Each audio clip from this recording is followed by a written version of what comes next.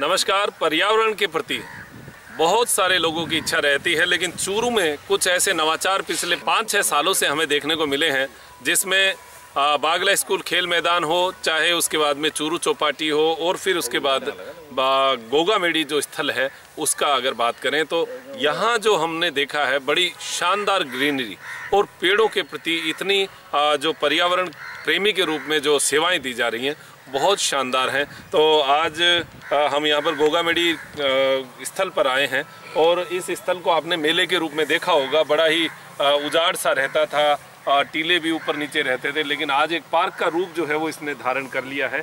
और इसके पीछे जो टीम है वो टीम हमारे साथ है, इनसे हम बात करते हैं।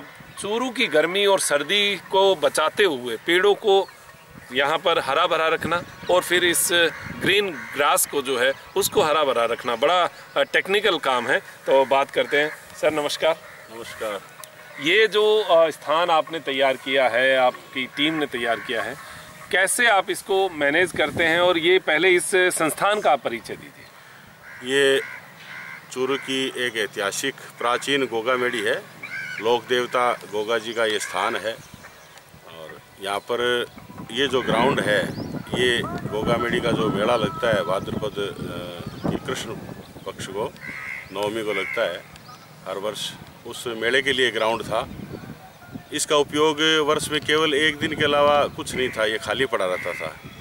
तो फिर कुछ लोगों ने विचार करके हमारे साथियों ने और सोचा कि भी इसको अगर हरा भरा कर दिया जाए, पेड़ पौधे लगा दी जाएं, तो आसपास के लोगों को तो बहुत फ़ायदा होगा और जो लोग यहाँ घूमने फिरने आएंगे उनको फ़ायदा होगा ही होगा।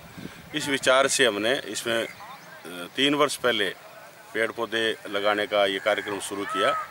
और ये पर्यावरण में विशेष रुचि रखने वाले महेंद्र जी शर्मा, मैंने उनसे निवेदन किया था कि भी आप लोग थोड़ा मदद करें तो इसको हम खड़ा कर सकते हैं, और उन्होंने शहर से मेरा आग्रह स्वीकार किया और पूरी टीम साथ लगी।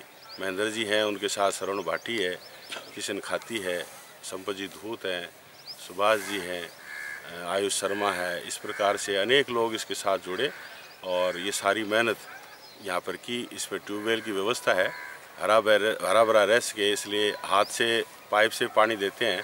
फुहारों की व्यवस्था है, फुहारे लगाते हैं और सुबह शाम गर्मी का जो मौसम होता है सायंकाल भी 1-2-3 व्यक्ति आकर के इसमें पानी देने की व्यवस्था करते हैं। नहीं तो सुबह सुबह पूरी टीम आती है, वो अपना पूरा समय दे करके समय समय पर पेड़ पौधों में कोई निराई गुड़ाई करनी है, उसमें खाद देनी है, पानी देना है, या इस दूब को कटिंग करना है तो मशीन की व्यवस्था है, कटिंग करते हैं समय समय पर। इस प्रकार की व्यवस्थाएँ करते हैं।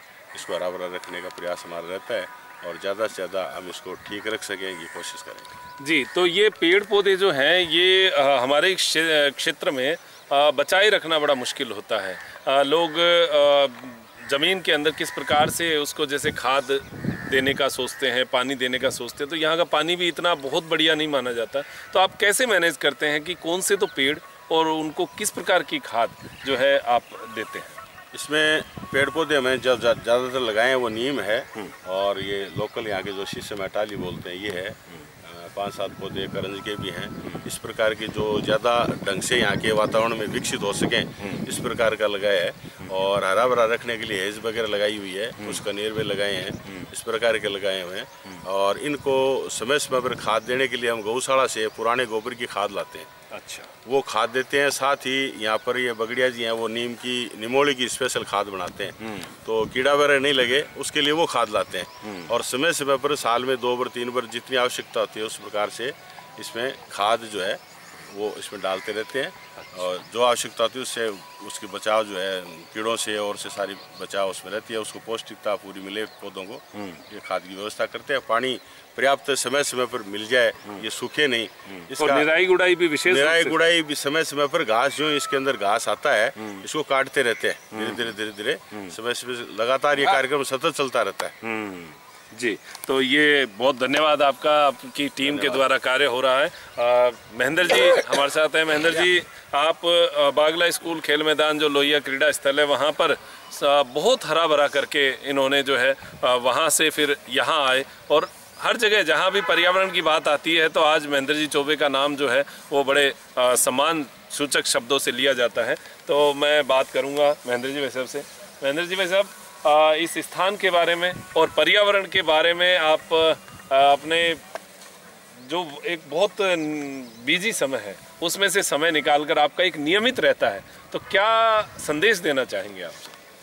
देखिए मनोज जी, पहले तो आपकी और आपकी टीम को बहुत ही हार्दिक बधाई और शुभकामना। आप जिस काम में लगे हुए हैं, इस तरह के काम को आप जब अपने टीवी के माध्यम से लोगों के बीच में पहुंचाते हैं तो निश्चित रूप से बाकी अन्य लोगों के लिए एक प्रेरणा का स्रोत बन जाता है।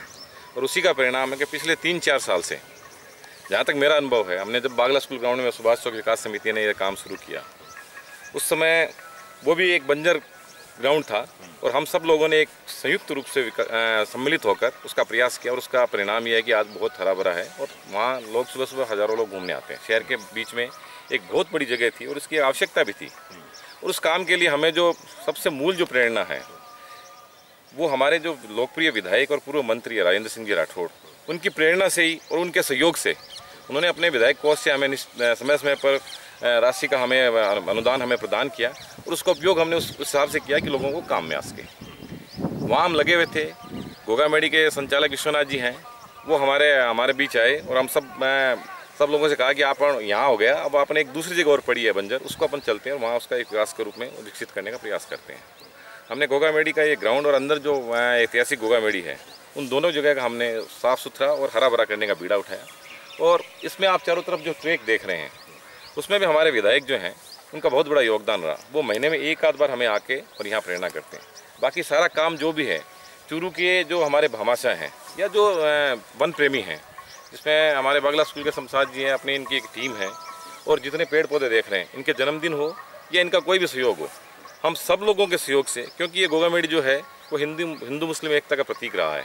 और इस ग्राउंड में भी आप बेंचें देख रहे हैं तो भी अपने यहाँ जो हनीफ खां जी हैं, मुस्लिम हैं, उनके पिता के रूप में याद में उन्होंने हमें प्रदान की है। और बाकी और भी सारी जगह हम किसी भी, चाहे हिंदू हो चाहे किसी मुस्लिम हो, किसी भी भामा से हमने जब आग्रह किया तो हमें उन सब का भरपूर सहयोग मिला। और उस सहयोग का ही परिणाम है, क्योंकि कोई भी कार्य है आजकल बिना अर्थ के चल नहीं सकता जी। और अर्थ की महती आवश्यकता को देखते हुए एक व्यक्ति इसमें सामर्थ्य नहीं को सारा काम संभाल सके, तो हम सब भामाशाह, सब जाति के भामाशाह, उनसे हमने सहयोग लिया और उन सहयोग का परिणाम है कि आज ये इतना हरा भरा और ये इतना विकसित दिख रहा है। हमारे विधायक हैं, वो पिछले 5 साल से चूरू की जनता की सेहत के लिए बहुत चिंतित हैं। और आप उसका नेचर पार्क देख लो, बागला स्कूल ग्राउंड देख लो, यहाँ देख लो, भैरव जी का मंदिर है, चौपाटी, उसमें आज ग्रीनरी जो आपको दिखाई दे रही है। अगर 10 साल पहले कोई व्यक्ति चूरू में आया और आज आकर इन जगहों को अगर देखता है तो उसका मन यूँ लगता है कि यार पता नहीं कितना विकास हुआ, कैसे ये चेंजेज आ गया। कल मेरे एक मित्र, उनके दोस्त आए थे यहाँ सूरत से, वो 15 साल बाद चूरू पहुंचे थे, यहाँ के दंग रह गए और वो बताने लग गए कि साहब मैंने कहीं कल्पना नहीं की थी कि भी इस तरह का ग्राउंड, इस तरह का मतलब ये व्यवस्था हो सकती है। लेकिन सभी लोगों का प्रयास और सभी लोगों की सकारात्मक सोच है, उसी का परिणाम है कि आज इतना हरा भरा है। और अब आने वाले समय में जब भी 4 साल या 3 साल हुए हैं इसको, अगले 4 साल के बाद में जब ये पेड़ बड़े हो जाएंगे, हमने इनको बच्चों की तरह पाला है, और जब बड़े हो जाएंगे और यहाँ बच्चे, बूढ़े और जो मतलब जो जवान जो अपने स्वास्थ्य के प्रति चेतना रखते हैं, वो जब यहाँ आएंगे और अपना स्वास्थ्य का लाभ लेंगे तो हमें तो बहुत ही सुकून मिलेगा और एहसास होगा कि हमने एक काम तो ऐसा किया जिसमें लोगों की सेहत का मतलब उसमें सुधार हुआ और उनका बहुत ही शानदार इसमें मतलब विश्वास रहेगा। और आने वाली पीढ़ी है इससे एक सबक लेगी और निश्चित रूप से धीरे धीरे इसमें जब जुड़ेंगे तो एक दिन देखना आप चूरू में मतलब पेड़ों की कोई कमी नहीं रहेगी और लोग आश्चर्य करेंगे।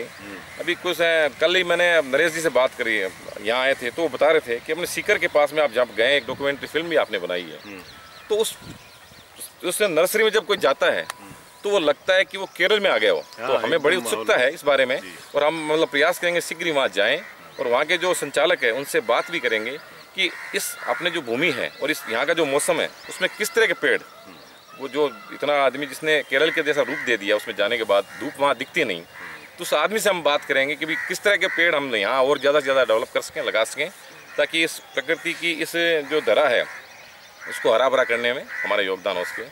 प्रकृति को हमने या धरती को हमने माँ के रूप में माना है, तो माँ हमें जो भी हम माँ को देते हैं वो 4 गुण हमें वापस देती है, ऐसी हमारी मान्यता है। तो निश्चित रूप से हमारा प्रयास रहेगा कि हम इस जगह पे और भी अगर जगह हमें कोई मिलेगी तो हम उसको निश्चित रूप से विकसित करने का प्रयास करेंगे।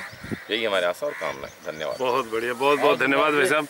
शमशाद जी, 2 शब्द आप भी अपनी टीम के द्वारा आप जो है यहाँ पर समय समय पर सेवाएं देते हैं, तो शमशाद जी जो है सक्रिय कार्यकर्ता हैं एक तरीके से।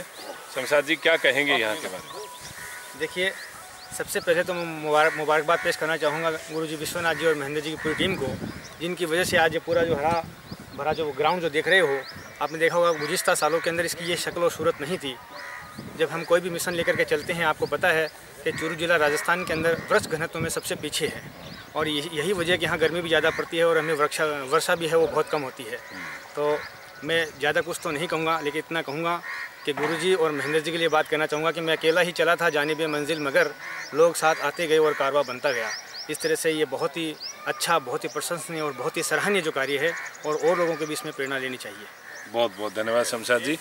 तो आज हमने आपको एक प्रेरणा के रूप में, क्योंकि अभी मौसम चल रहा है जुलाई अगस्त का और आप भी अपने क्षेत्र में अगर कोई ऐसी जगह है तो 5-7 लोग मिलकर भी बहुत बड़ा काम कर सकते हैं और इस प्रकार का पर्यावरण जो है ये समाज हित में बहुत ज़रूरी है और एक सामाजिक कार्य है ये। और पशु पक्षी जीव जंतु और मानव सेवा का इससे बढ़िया उदाहरण जो है वो देखने को नहीं मिल सकता। तो संपूर्ण टीम को शुभकामनाएं देते हुए मेरे साथी नरेश जी के साथ मैं डॉक्टर मनोज योगाचार्य लेता हूँ इजाज़त। त्रिनेत्र टीवी के लिए नमस्कार।